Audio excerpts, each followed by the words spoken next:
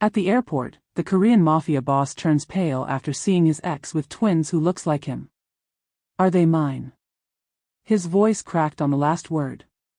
She turned to face him, her arms folding tight across her chest. Does it matter now? Yes. It matters more than anything in my life has ever mattered. One of the twins tugged her sleeve and looked straight up at him with his own eyes staring back from a 5-year-old face. Mommy, who is that man?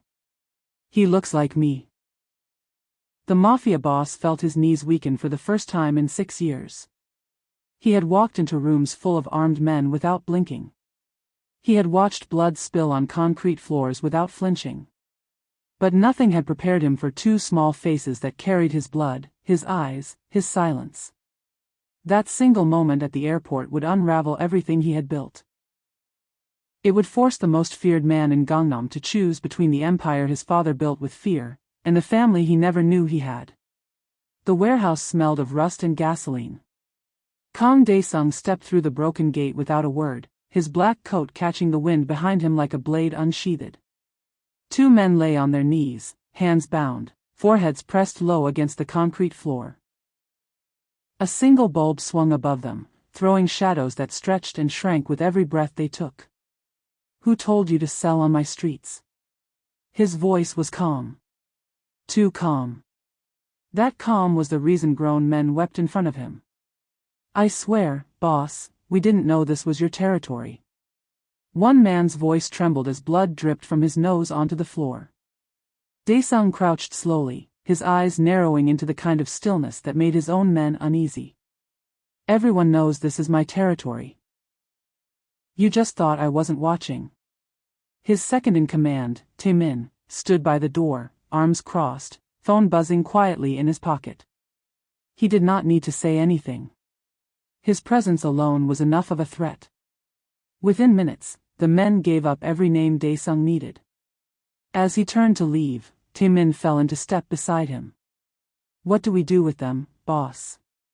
Let them walk. But make sure every gang in Busan hears what almost happened to them. Dae-Sung checked his watch as they walked toward the car, an old gold piece that had belonged to his father, its face scratched from years of violence and long nights. 6 years ago, he had worn that same watch to his father's funeral. 6 years ago, he had made a decision he told himself he would never regret. He was wrong. As the car pulled through the wet streets of Seoul, memories rose unbidden, the same way they always did on quiet nights like this one. Rain had been falling then too, 6 years earlier, the night everything changed. He remembered standing outside a small apartment, staring at the woman in the doorway. Claire Bennett. American, stubborn, soft-spoken but sharp when she needed to be. She had looked at him with disbelief written across her face as he told her it was over. You're choosing them. Her voice had not shaken.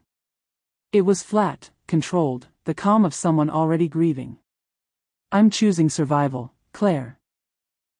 My father's enemies are circling. If they know you exist, they'll use you against me. So I'm a liability now. Is that it? Yes. The word had left his mouth like poison, and even now, sitting in the back of a car 6 years later, he could still feel the way it had tasted. She hadn't cried. She hadn't begged. She had simply straightened her spine, opened the door wider, and said 4 words that haunted him more than any enemy ever could. Then get out. Now. He had walked away that night convinced he was protecting her. He never looked back. He built an empire in the years that followed, cold, ruthless, untouchable. They called him the Devil of Gangnam, a title he wore like armor. No family, no weakness, no past worth remembering. Until an ordinary Tuesday afternoon at Incheon International Airport shattered everything he thought he understood about his own life. He had been standing near the arrivals gate, waiting for a legitimate business contact, scrolling through his phone out of habit more than interest. Then the sliding doors opened, and the whole airport seemed to slow beneath his feet. Claire walked through, pulling a small suitcase behind her, her hair longer now, tied back in a practical ponytail. She moved with a kind of quiet confidence that hadn't been there before. It was her. There was no mistaking it. Then he saw them. Two small hands clutched hers on either side, two little girls in matching yellow coats, black hair cut into identical bobs, faces bright with the excitement only children have in airports. One of them was pointing eagerly at the arrivals board, chattering non-stop. The other stayed close to her mother's leg, quiet, watchful. Dae-Sung's entire body went still. The chatty one tilted her head up at her mother, laughing at something, and in that instant, the light caught her eyes. His eyes. The same sharp upward tilt, the same near black shade of brown that stared back at him every morning in the mirror. The same eyes his father had passed down to him like a curse. His phone slipped slightly in his hand, and Taemin, standing a few feet away, noticed immediately. "Boss.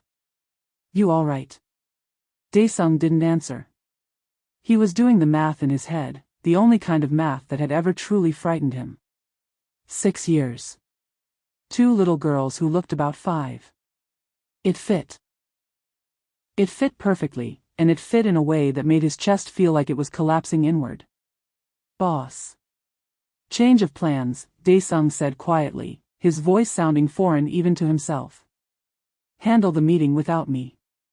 He followed at a careful distance, years of instinct making it easy to blend into a crowd he had never wanted to blend into. Claire led the girls to a taxi stand, speaking softly to them in a mix of English and Korean. The quiet one clung to her side. The bold one bounced on her heels, pointing at every plane that passed overhead. As the taxi pulled away, the quiet twin turned and looked out the rear window. For one unbearable second, her eyes met his across the parking lot. Then they were gone. Dae-Sung stood frozen in the middle of the airport for what felt like an eternity, though it was likely only minutes. 6 years of iron discipline, of careful control, of building himself into a man nothing could touch, had just been undone by 2 5-year-old girls in yellow raincoats. That night, alone in his penthouse overlooking the Han River, he did something he hadn't done in years. He poured a glass of whiskey and simply sat there, staring at the water without drinking it. His phone buzzed relentlessly with messages about shipments, disputes, deals. He ignored every single one. Instead, he called the one man he trusted with secrets too dangerous for anyone else. "I need you to find someone," Dae-Sung said the moment the line connected. "Claire Bennett. American. She just landed in Seoul with 2 children."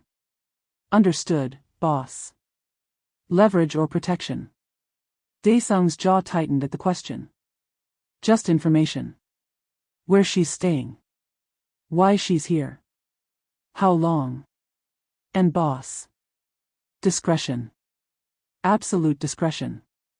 The report came back within a day. Claire was renting a modest apartment in a quiet neighborhood far from the world Dae-Sung operated in. She was in Seoul on a 6-month contract, working as a translator for an international organization. The twins were enrolled to start school the following week. No father was listed anywhere on their documents. Dae-Sung read the report 3 times before feeding it into the fireplace and watching it curl into ash.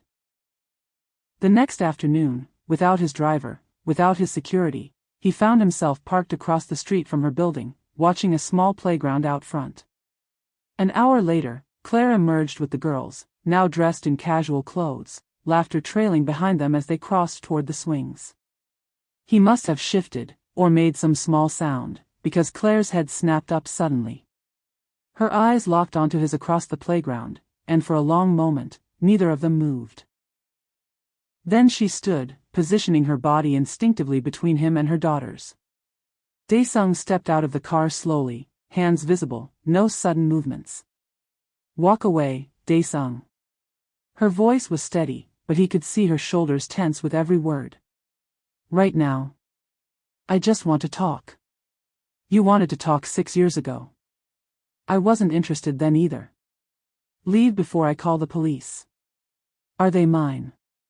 The question came out rougher than he intended, almost desperate. Something flickered across her face, pain and anger tangled together. "Does it matter?" "Yes. It matters more than anything." The bold twin wandered closer, curiosity pulling her away from the swings. Mommy, who's that? No one, sweetheart. Go back to your sister. But Claire's eyes never left his face. They have my eyes, Dae-Sung said quietly. They have my grandmother's eyes too. Genetics are funny that way.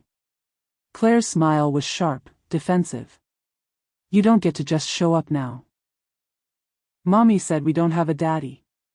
The bold twin had wandered even closer now, staring up at him with unsettling directness. Are you somebody's daddy? The question hit him like a blade between the ribs. He opened his mouth, but no words came out. How did anyone explain to a 5-year-old that he might be her father, but had walked away long before he even knew she existed? Aaron, back to the swings. Claire's voice was firm, and the girl reluctantly obeyed, glancing back over her shoulder with open curiosity. When she was out of earshot, Claire's composure finally cracked. You need to leave. I've spent 6 years building a life without you. They're happy. They're safe. And they're going to stay that way. I didn't know, Dae-Sung said, hating how weak the words sounded even as he spoke them. Claire, I swear I didn't know. Would it have changed anything? She laughed, bitter and exhausted. You made your choice, Dae-Sung. You chose power over everything.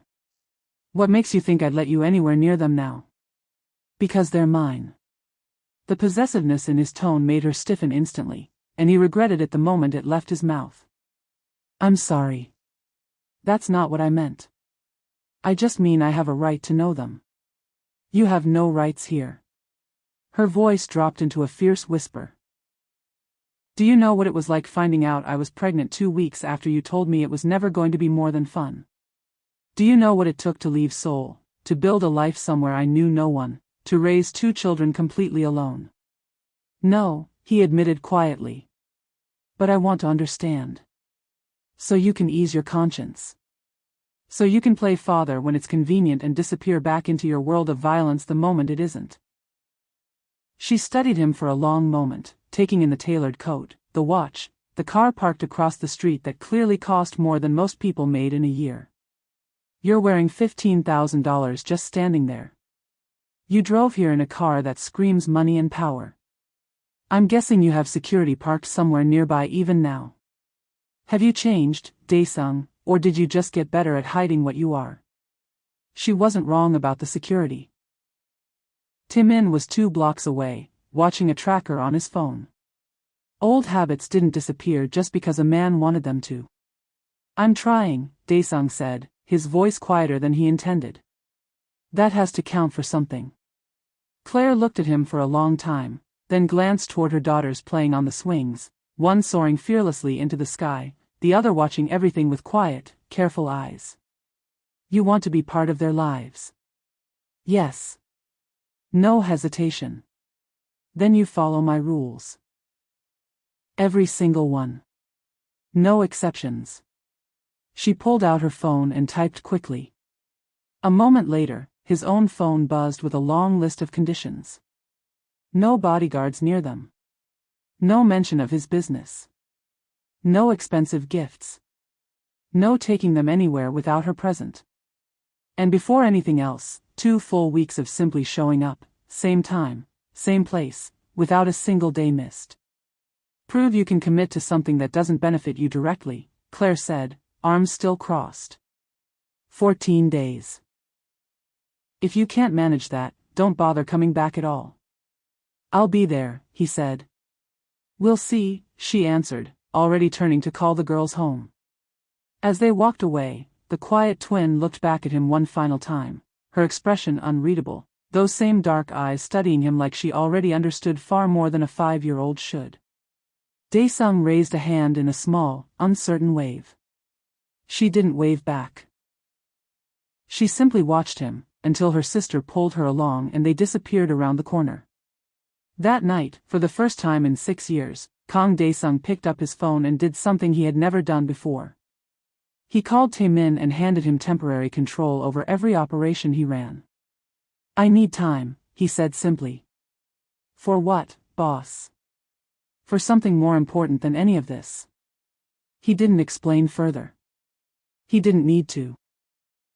Because for the first time since his father's funeral, Dae-Sung wasn't thinking about territory, or power, or the empire he had spent 6 years building out of fear. He was thinking about 2 little girls in yellow raincoats, and the 14 days that stood between him and the only thing he had never known he wanted. Day 1 of the 14 days arrived with a light spring rain falling over Seoul. Dae-Sung stood beneath a tree near the small riverside park, dressed in jeans and a plain jacket instead of his usual tailored suits. He felt strangely exposed without Taemin at his side, without the quiet weight of a weapon he no longer carried. At exactly 4 o'clock, Claire appeared with the twins. The bold one, Aaron, spotted him instantly and pointed, tugging at her mother's sleeve. Claire only nodded and guided the girls to a bench about 20 feet away, close enough for him to see them, far enough that he couldn't hear a word they said. For an hour, Dae-Sung simply stood there and watched.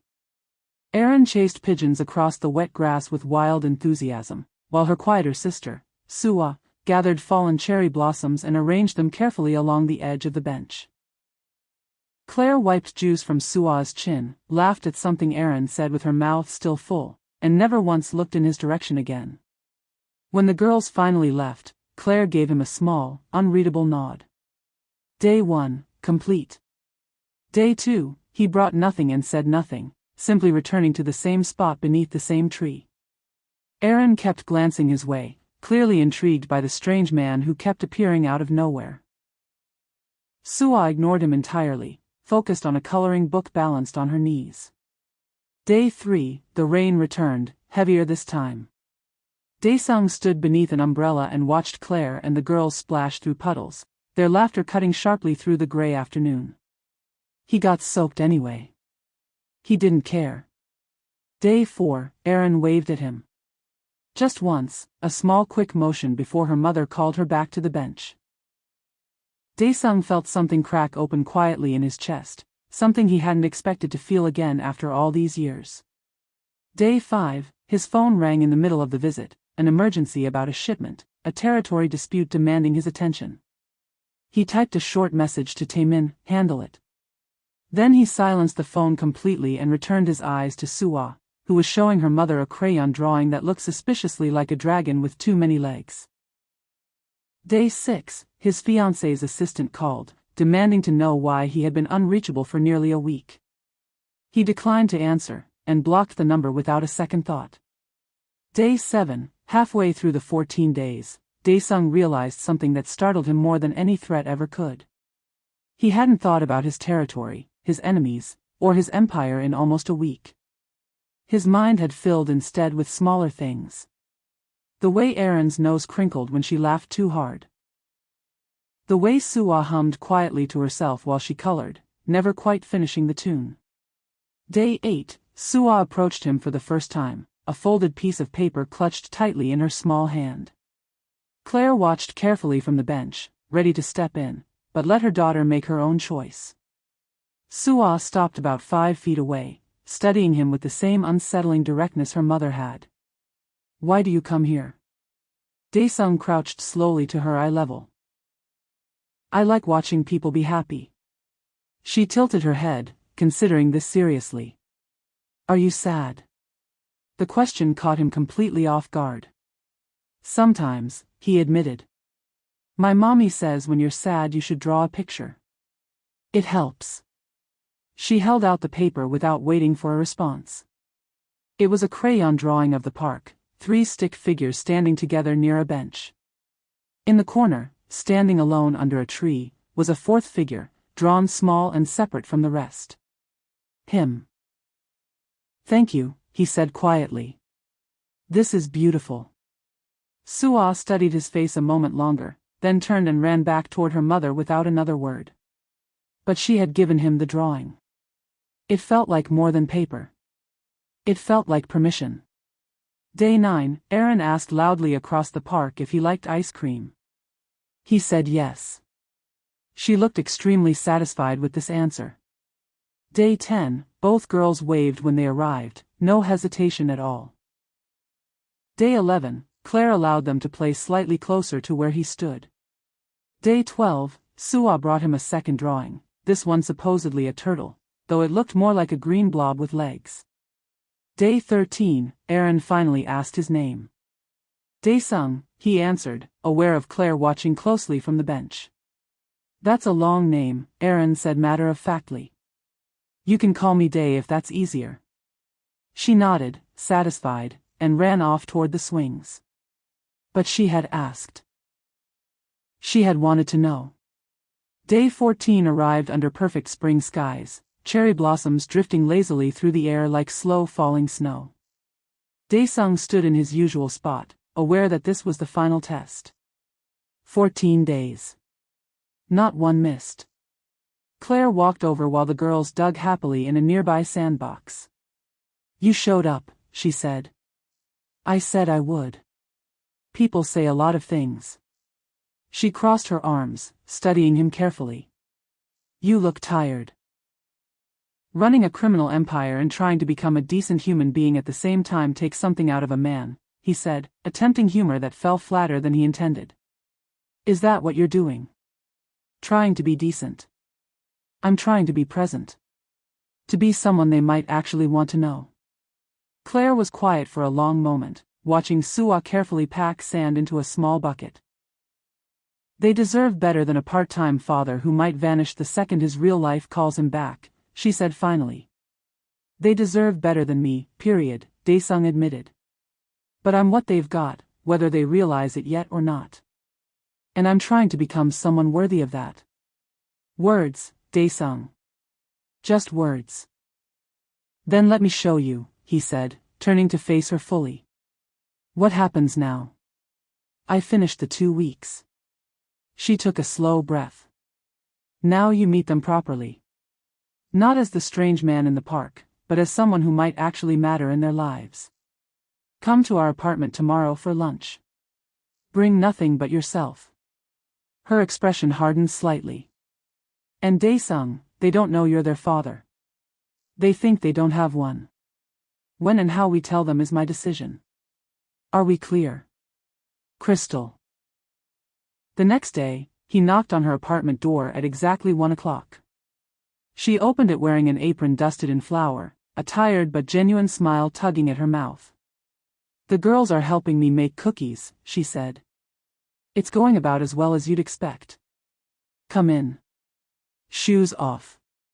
The apartment was small but warm, covered in children's drawings and stacks of books, a photo wall capturing years of moments he had missed entirely.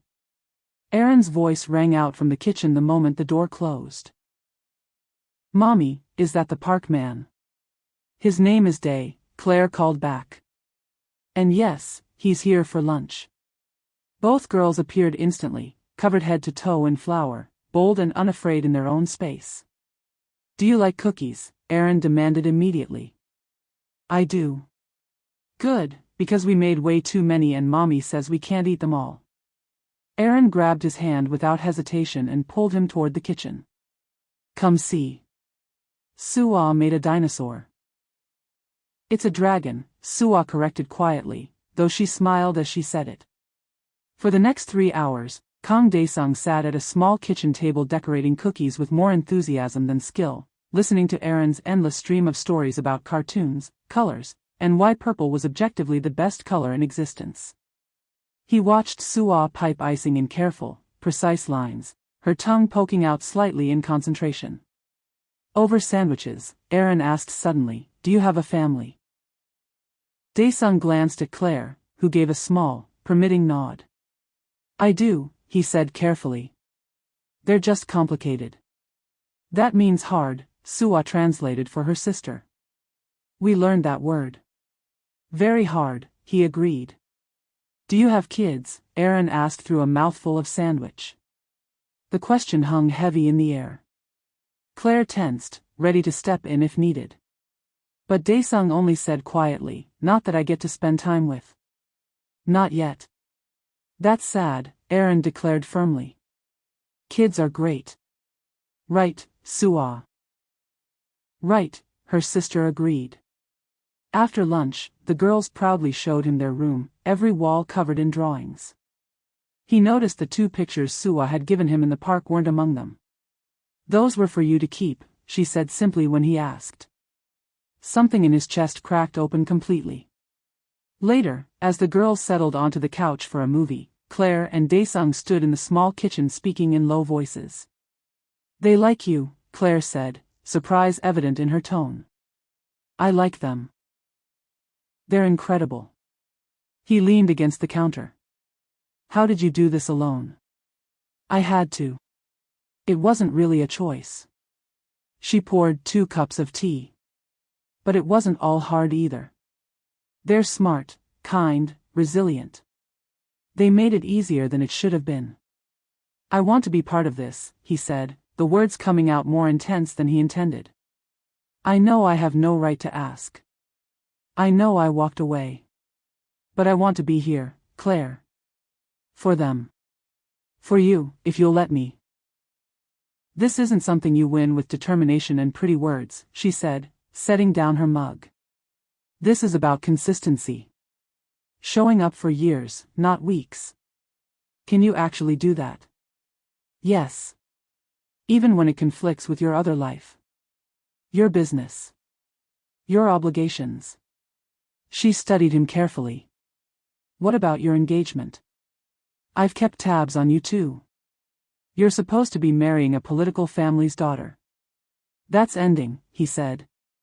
Now that I know what actually matters. Before Claire could respond, his phone buzzed violently.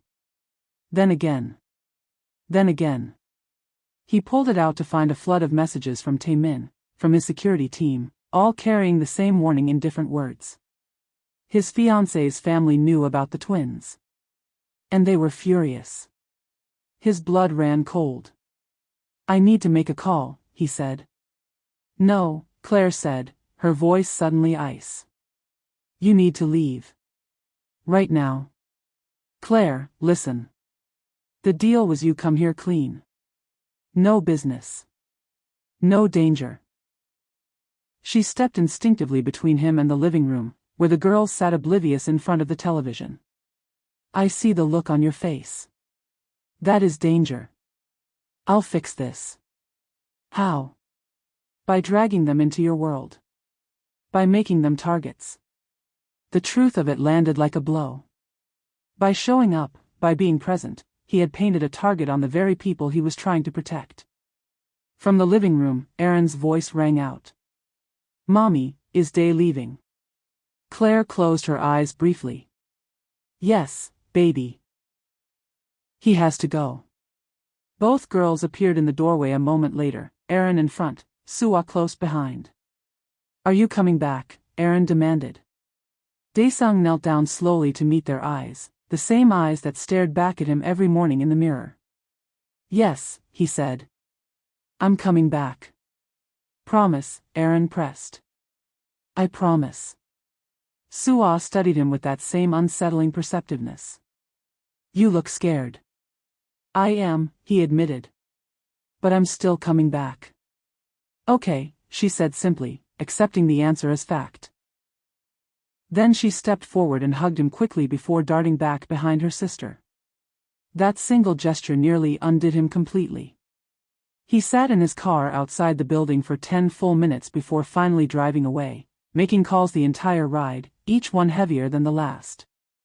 By the time he reached his office, he had set into motion something that would either save everything, or destroy what little remained of the life he had built. Taemin was waiting, his expression grim. Boss. Her family is demanding you publicly disavow the children, or they'll handle it themselves. Handle it how? Taemin hesitated. Child Protective Services could be convinced to question her fitness as a parent. Her finances. Her living situation. They have connections that could make her life very difficult, very quickly. Not violence. Bureaucracy. Not force, but systems designed to look protective while tearing a family apart from the inside. It was almost elegant in its cruelty. What are my options? Dae-Sung asked quietly. End the engagement cleanly. Apologize publicly. Distance the children from your name entirely. Or, Taemin said, pulling out a folder, you legitimize. Walk away from the criminal side completely. We've been building legal operations for 3 years. Shipping, real estate, investments. It's possible. It would cost everything your father built. Dae-Sung thought about his father, cold and untouchable, until the day someone more ruthless finally ended him. He thought about 6 years of blood and fear and loneliness that came with wearing the crown of the devil of Gangnam. Then he thought of Sua's drawing folded carefully in his coat pocket. He thought of Aaron demanding a promise, and getting one.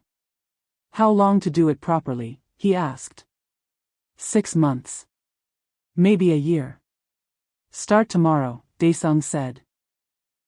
I want every operation transferred or dissolved within the year. And I want the engagement ended immediately. If her family makes any move against Claire or those girls, they will discover that leaving the criminal world behind doesn't mean I've forgotten how it works. Understood, boss. That night, Dae-Sung wrote a formal letter ending the engagement, attaching generous terms alongside a quiet reminder of exactly how much leverage he still held, even in choosing not to use it.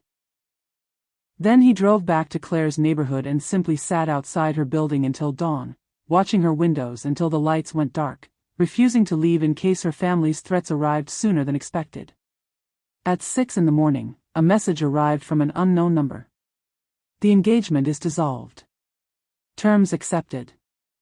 You are now considered neutral. He typed back a single word. Understood. But he didn't move the car. He stayed and watched the sun rise slowly over the rooftops, thinking about choices, and consequences, and whether redemption was something a man earned, or simply something he chose to keep pursuing, whether he deserved it or not. At 8, Claire emerged with the girls for their morning walk. She spotted his car immediately and, after settling the twins at a nearby cafe, walked over and knocked on his window. I'm sorry, he said as it rolled down. Did you fix it? Yes. Permanently. He showed her the messages, the confirmation, the paperwork already in motion to unwind everything his father had built. I'm getting out, he said. All of it. It'll take time, but I'm done with that world completely. Claire studied him for a long moment. You're doing this for them. For all of us, he said. Because I want a life where I can show up at 4 o'clock without checking for threats first. Where I can eat lunch with my daughters without bringing danger through the door behind me. He met her eyes steadily. Where maybe, eventually, you might trust me again. Trust takes longer than 2 weeks, Claire said quietly. I know. I'm prepared to spend however long it takes. She glanced back toward the cafe, where Erin pressed her face against the glass, watching them intently. They asked about you this morning, Claire said. Erin wanted to know if you were really coming back. Sua didn't say anything. But she kept watching the door. What did you tell them? I didn't know what to say, Claire admitted. But I'm starting to think maybe I do. She looked at him fully for the first time since the airport. You showed up, Dae-Sung.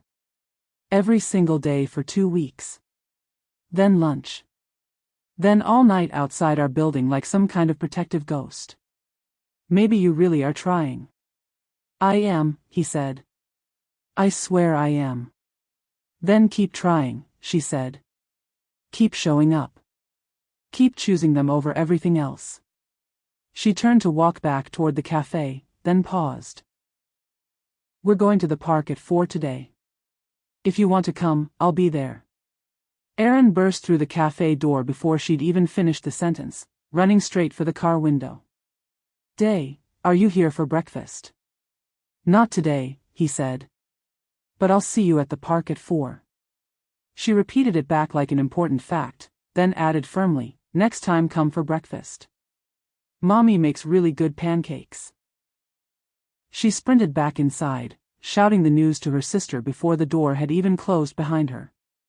Dae-Sung watched them through the glass, 2 small girls who had upended his entire existence simply by being born, simply by existing in a world he never thought he'd let them into.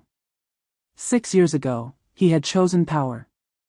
Sitting outside that cafe now, watching them plan their morning, he understood he had finally chosen right. His phone buzzed again with business that needed attention, decisions only he could make. He looked at it briefly, then slid it back into his pocket without answering. At 4 o'clock, he was at the park. At 4:01, Claire arrived with the girls. And when Aaron ran straight for him, shouting about a new drawing Suwa had made that morning, and Suwa followed close behind, quieter but no less certain, Kang Dae-Sung felt something he hadn't felt in 6 years. He felt like, maybe, he was finally home.